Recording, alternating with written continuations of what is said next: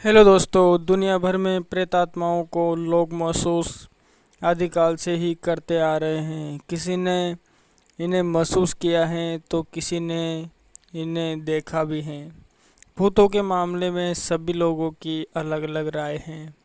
कोई कहता है कि ऐसा कुछ भी नहीं होता, ये लोगों का वहम है, तो कोई कहता है कि मैंने अपनी आंखों से खुद भूत को देखा है और महसूस किया है।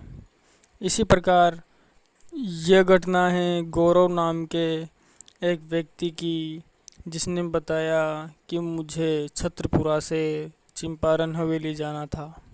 छत्रपुरा से वह रात लास्ट वाली निजी बस, उसमें मैंने सफ़र किया, तो मेरा वह खौफनाक सफ़र मुझे आज भी याद है।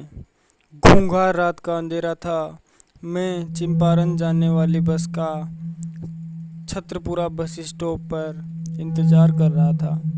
रात्रि लगभग 10 बज रहे होंगे। मुझे लग रहा था कि यह आने वाली बस अंतिम होगी। मैं अकेला था, वहाँ पे खड़ा हुआ सिगरेट पी रहा था कि तभी वहीं पे एक निजी बस आती है। मैं सिगरेट को फेंक कर उसमें चढ़ जाता हूँ और मैंने जब अंदर देखा तो पूरी बस भरी हुई थी। बस उसमें पीछे की एक सीट खाली थी। मैं उसी सीट पर जाकर बैठ गया।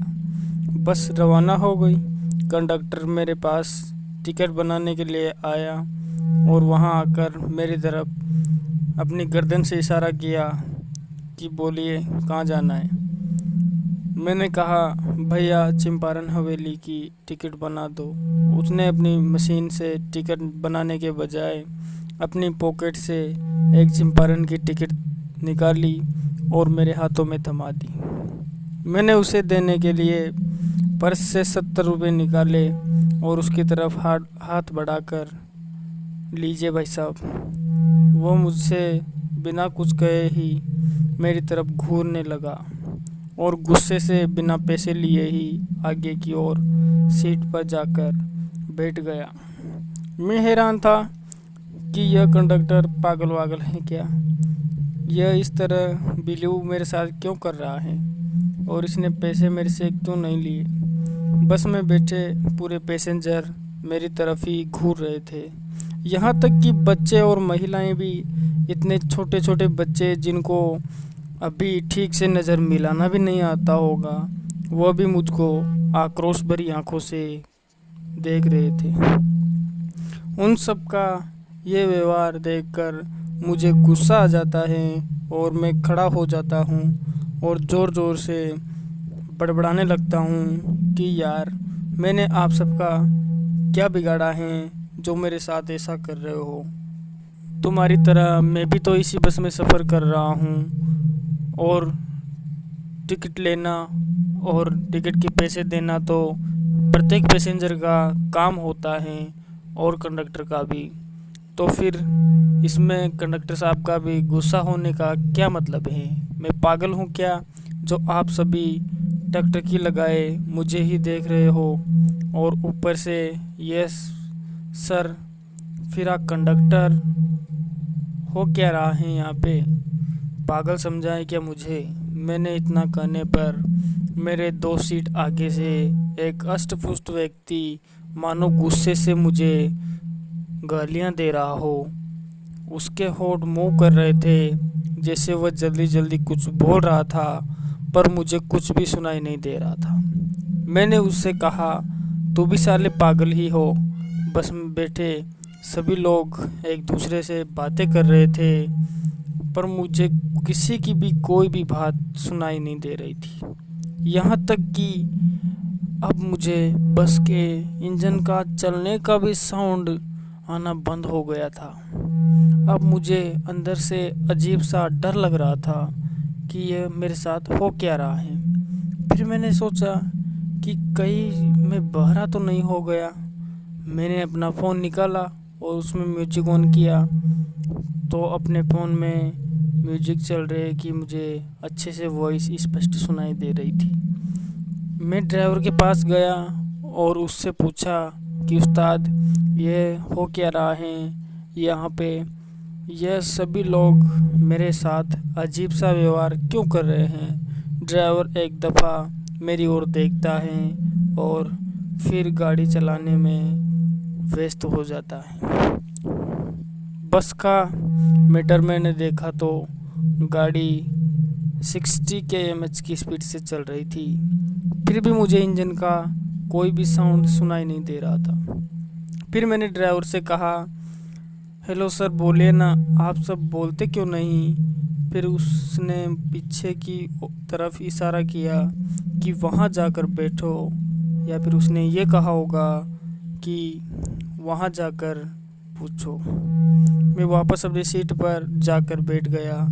थोड़ी देर बाद मेरा स्टॉप आया। मैं बस से उतरा। मैं जैसे ही बस से नीचे उतरा तो उतरते ही मेरे नीचे बस किसी अदृश्य शक्ति की तरह गायब हो गई।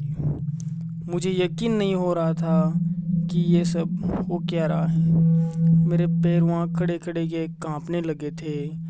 मुझे विश्वास नहीं हो रहा था कि यह इतनी बड़ी बस हकीकत में ही यहाँ गायब हुई है, और अभी अभी तो मैं इसी में बैठकर आया हूँ। मैं डरता रहा, लेकिन किसी से डिस्कशन करने का मौका मुझे वहाँ नहीं था।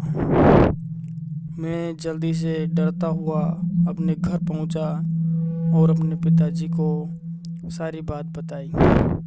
तो वह कहते हैं कि बेटा, जिस बस में तू बैठ कर आया है लगता है वो 0012 वाली बस ही होगी। फिर मैंने उनसे कहा कि 0012 वाली बस से क्या तात्पर्य है। तो वो बोले कि 0012 नंबर वाली बस एक बार जब तू 4-5 साल का होगा उस समय की बात है। वह ट्रेवल के लिए रात 9 बजे चंपारण जाने के लिए निकली थी।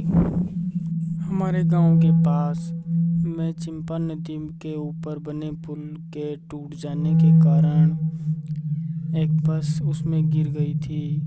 बरसात का पानी था। नदी में अत्यधिक पानी होने के कारण कोई भी जिंदा नहीं बच पाता। उस समय बस के नदी में गिरने से मौके पे 47 लोगों की मौत हो जाती है और वह आत्माएं अब तक भी इसी रूट पर घूमती हैं। उनको अकाल मृत्यु के कारण अभी तक शांति नहीं मिल पाई है और इसी प्रकार उनका ज़्यादा प्रकोप अमावस्या के दिन हुआ करता है।